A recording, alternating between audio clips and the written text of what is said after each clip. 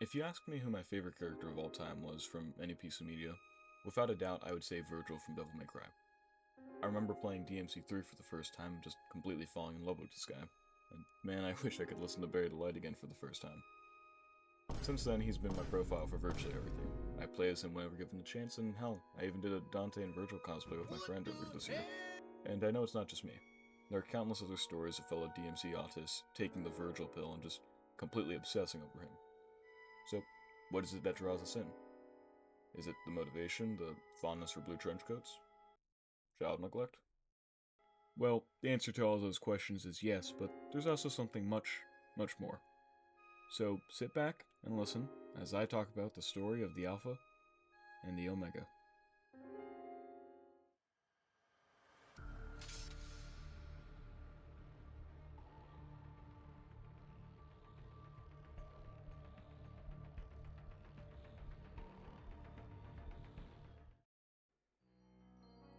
Our story begins with Dark Knight Sparta, a demon of immense power who served the Dark Emperor Mundus. Over time, Sparta would come to recognize the tyranny of his lord, leading him to rebel against demonkind. After emerging victorious in a series of battles single-handedly, he would seal the demon world, separating it from the human world. Eventually, Sparta would meet and fall in love with a human woman named Eva. Through this connection, Sparta came to truly understand the qualities that humans had that demons lacked. In time, the couple would have twin brothers, the eldest being named Vergil, and the younger, Dante. Growing up, the brothers would fight practically over everything, with Vergil taking after their father and Dante their mother. In his youth, Vergil would frequently visit an old man who would share poetry with him. Of all the poets, the boy came to enjoy the work of William Blake the most. This would spark Vergil's love of poetry, a nod to his real-life counterpart, the Roman poet, of a similar name. As a gift, the old man would give Vergil a poetry book comprised mostly of Blake's work, a gift that he would keep into his adulthood. Sometime later, Sparta would mysteriously disappear, and his now greatest enemy, Mundus, would take advantage of this, sending demons to kill his family. During this attack, Vergil would be isolated from his brother and mother, and was soon ambushed by some of Mundus's forces. However, by using the Yamato, a gift from his father that contained a fraction of his father's power, he was able to survive. After this battle, Vergil would look back, only to see his home set ablaze. At this grisly sight, Vergil ran, assuming that his twin brother had died and that his mother had abandoned him. This perceived abandonment would result in a disdain for his mother that would follow him for much of his life. However, what Vergil did not know was that his mother died while searching for him, an event that Dante had witnessed firsthand. As a result of this attack, Vergil viewed the world through a cynical lens, understanding that it is the natural order of things for the strong to prey on the weak. Wishing to never again feel as weak as he did that day, Vergil embarked on his quest for power, so that no one could ever make him kneel again.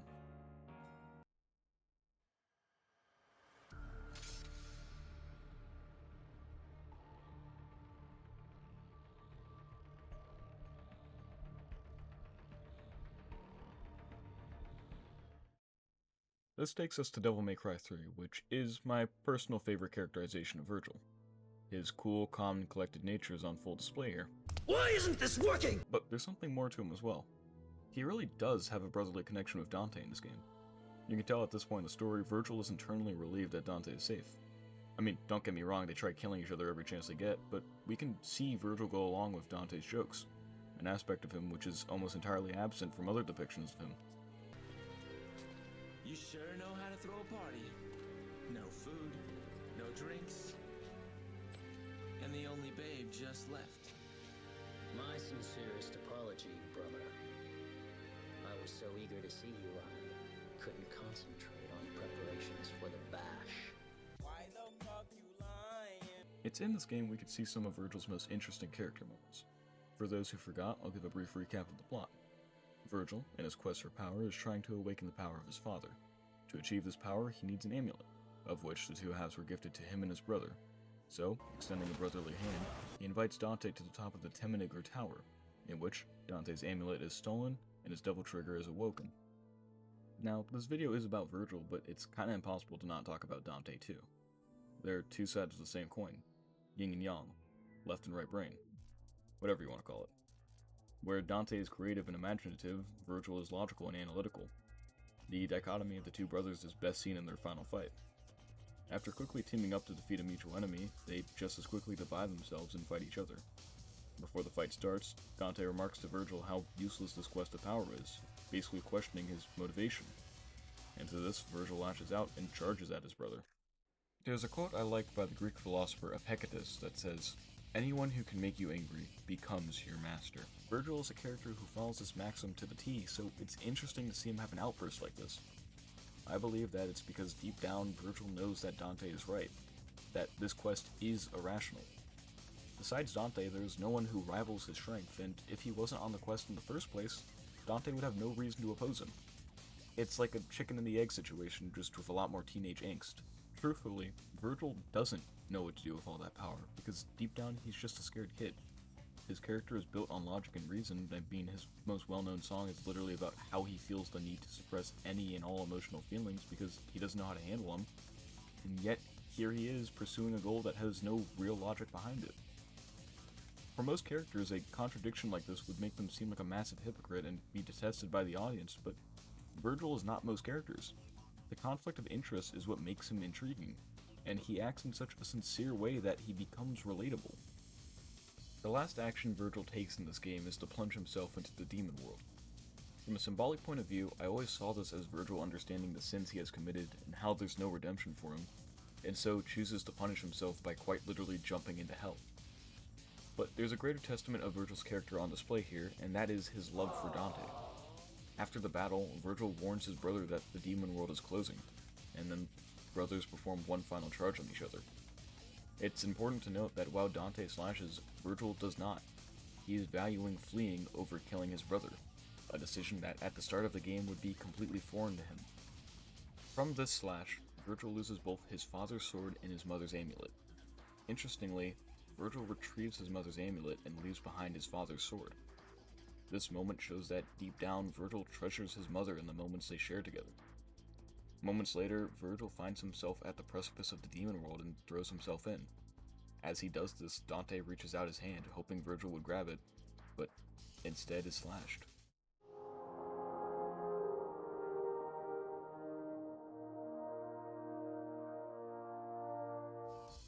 I think about this moment a lot. It perfectly describes Vergil. The right path is there for him, and all he has to do is reach out. But instead, he chooses to dive deeper into a self-imposed isolation, hurting the people around him.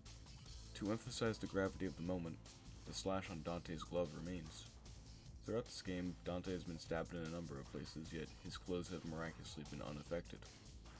Dante just watched the last living member of his family, his own brother nonetheless, throw his life away. The glove not healing represents how the pain of this moment will forever sting.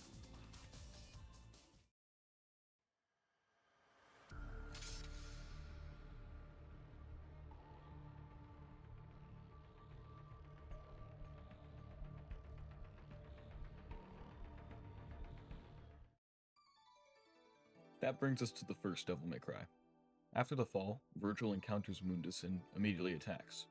But in his weakened state, he's proven no match and falls under the control of the Dark Emperor.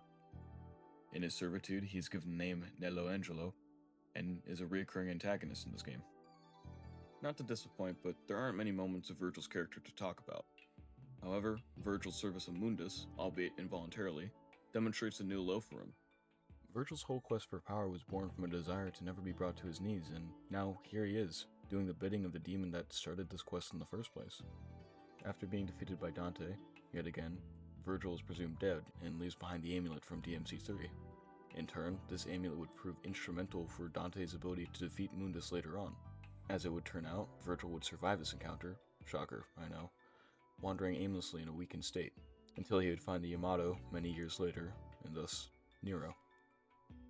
Before moving on to DMC5, I'd like to take a moment to emphasize one of the biggest differences between Dante and Vergil's characters, that is, how they view their demonic side. Dante, taking after his human mother, sees this almost as a curse, but by the end of DMC3, he learns to accept both sides of himself. Conversely, Vergil, taking after his father, despises his human side, seeing it as weak and his biggest inhibitor to ultimate power. Symbolically speaking, Dante beats Vergil in DMC3 as he was able to accept all parts of himself, where Vergil could not. This is relevant to the first Devil May Cry, as the message of that game is that the The ability to feel emotions, be it happiness or sorrow, is what makes a human, hence the series title. Of course, this is a vital part of the story that the Netflix adaptation fails to grasp, but whatever. M-I-fucking-A whenever- What the fuck? Now, motherfucker. This shit be fucking comfortable. But the point is, the division between Dante and Vergil culminates to how in touch they are with their own emotions. Dante is relatively in touch, while Vergil chooses to suppress them altogether. And this is ultimately reflected in how each of them view their own two sides.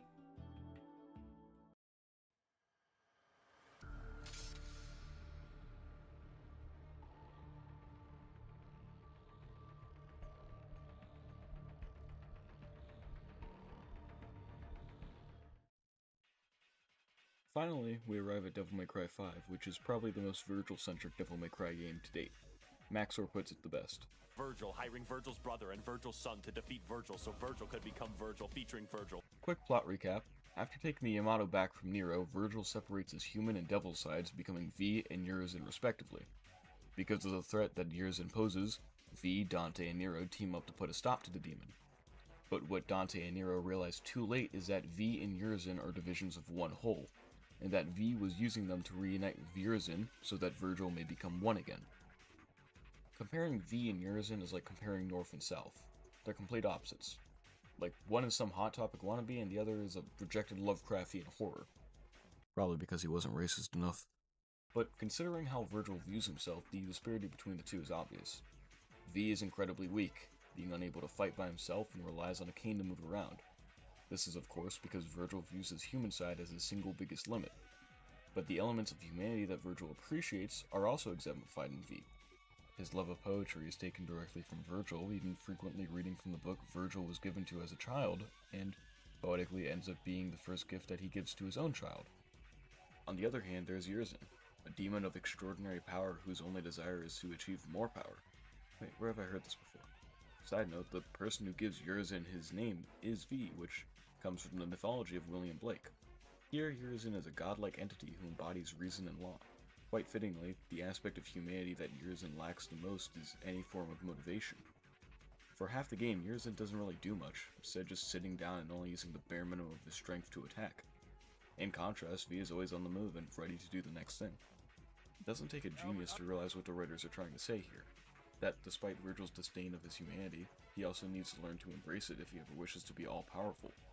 Through the help of a couple ass-whoopings, this is something Vergil himself realizes, and by the end of DMC5, we see him on the road to loosening up a bit, even joking with Dante and speaking without his iconic husk.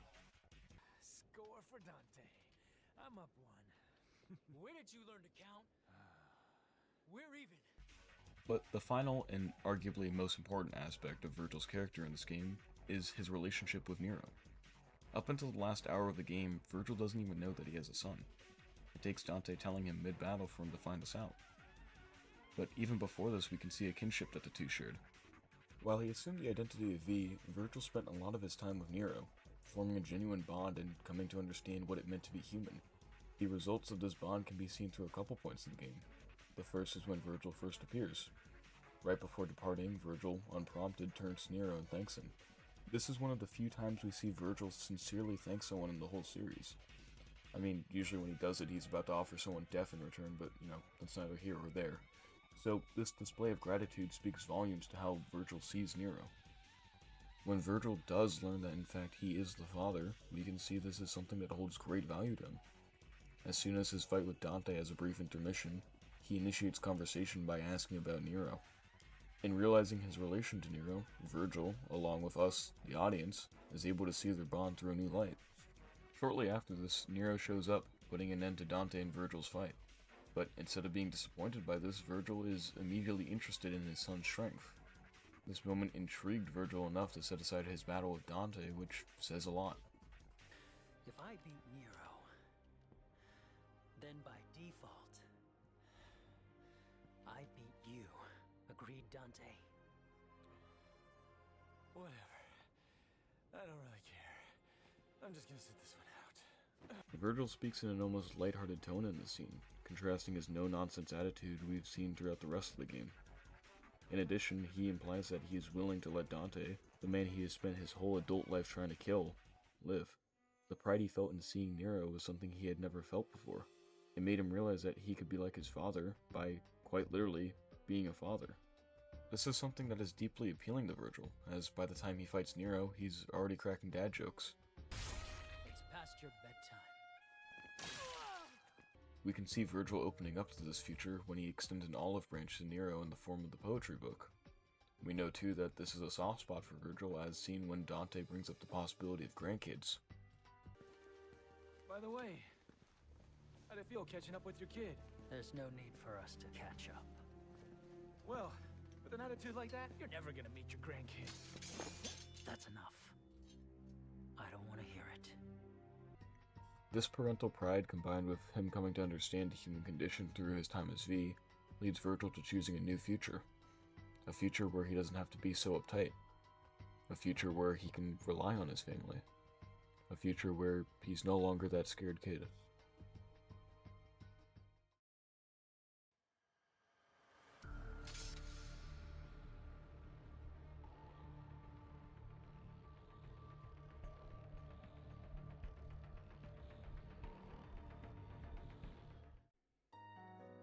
So, to ultimately answer the question I asked at the beginning, what is it that makes Vergil so interesting? Well, I think a big part of it is how realistic his character feels. The decisions that he makes make sense when considering all that he went through. At a young age, Vergil was attacked in his own home and had to fend for himself. For a significant period of time after this, Vergil believed his whole family died. He had nothing to rely on except himself. And the reason he was able to keep moving through all of this was because he relied on himself. So when he chooses to abandon Dante or sacrifice his humanity or really anything he does, it makes sense. He chases isolation because it's the one thing that has always been there for him. In that vein, it's the contradictions that lie at the heart of his character which make him so compelling. As mentioned earlier, Vergil is a character defined by logic, embarking on a purely emotional quest. This hypocrisy doesn't undermine his character, but rather elevates it. The split between logos and pathos is what distinguishes humans from every other animal, and, ironically enough, it's this inherently human divide which causes Vergil to reject his humanity. If that's not peak, then honest to God, I don't know what is. Another thing too is simple, but it's still important to note. He's fucking cool as hell. I mean, seriously, the rule of cool matters. Seeing Vergil cut through the plane of reality without so much as breaking a sweat not only draws us into his character, but it also establishes him as a competent person, showing that there's some merit to his mentality, as it got him this far at the very least. In addition, his coolness builds him up to be this larger-than-life stoic badass, but in reality, this is just his way of coping from a traumatic event that he never really recovered from, showing that there is always more to Vergil than what you see on the surface. Lastly, and this is purely speaking on my own accord, is his relatability. Now look, I'm not saying that I've fought my twin brother to death, or that I've watched my childhood house burn down, but I've gone through some shit too. Like Vergil, I never had a good relationship with my mom, and not to get in detail, but it would frequently border, if not cross the line of child abuse. Because of this, I still have conflicting feelings about her that I live with to this day. I used to be a lot more emotional and trusting too, but after having been taken advantage of on multiple occasions, I've become a lot more closed off. Now I struggle with deep personal connections because historically they haven't worked out for me. I've consistently found myself saying things to people I care about, which to me sounds fine, but when they hear it, it ends up sounding a lot more cynical. And much like Vergil, it's not the fact that I don't feel these emotions, it's the fact I do, and I don't know how to handle them, instead choosing to bury them in favor of isolation. So, seeing a character go through circumstances that are similar to mine, yet much, much more dire, and still being able to get through it, it gives me hope. This is something I've never seen another character do, and I honestly doubt I ever will.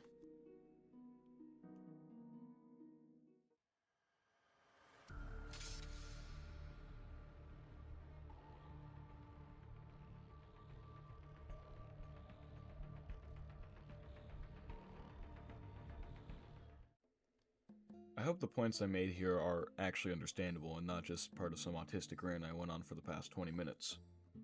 I think if I had to define Vergil in one word, it would be contradiction. I mean, I already elaborated on how his goals contradict his actions and how his disdain for humanity contradicts himself, but there's even a greater contradiction there too. That is how he contradicts his own contradictions. I gotta stop saying contradiction. But seriously, Vergil is simultaneously the most straightforward and most elusive character in this series. In his pursuit of power, he's unwavering, but this doesn't mean that he's above deception or betrayal. He'll criticize Dante for having sentimental connections, but he himself practically worships his own father. Fittingly, William Blake has a quote for this. Both read the Bible day and night. Where thou read black, I read white. I'm very interested to see where the writers go with Vergil's character in Devil May Cry 6.